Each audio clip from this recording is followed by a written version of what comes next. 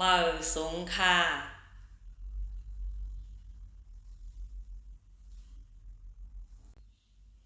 วันเมื่อไหร่เป็นวันที่29เดือนที่8ปี2525ข้านางแสงก่อเตเอาลิกอันข้านางแสงก่อแต้มไว้มีหัวข้อจื่อว่าเตตึกต่อบ่ไหลก้อนขอไหนนั่นมาลูอ่านต่อใดใครในปันคาออตึกตั้งศาสนาไว้พลาตลาสังขาชาพ่อแม่ผู้ใหญ่ก้นหลงตึกตั้ง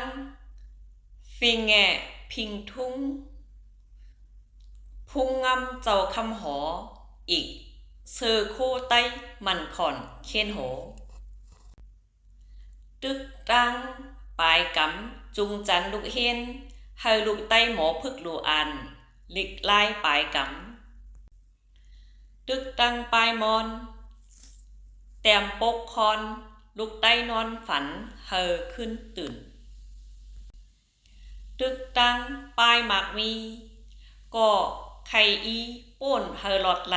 ลองตุกข่าอยากผานตึกตังลองการเมืองนั่งหือเตเฮอเฮิงแคมแลบปืนแก็บ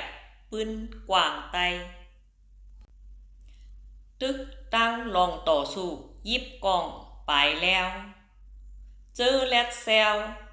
หมอลายอายุ18ถึง40ตึกเตตึกเฮอถึงตีถึงฝั่งพึกเตพึกเฮอกัดตอนไต้เฮาไต้แขนโล่งแหลนหลายๆปลายกูยิงใจพร้อมเสียงเป่งปากเข้าทามหับการไต้กันต้าไต้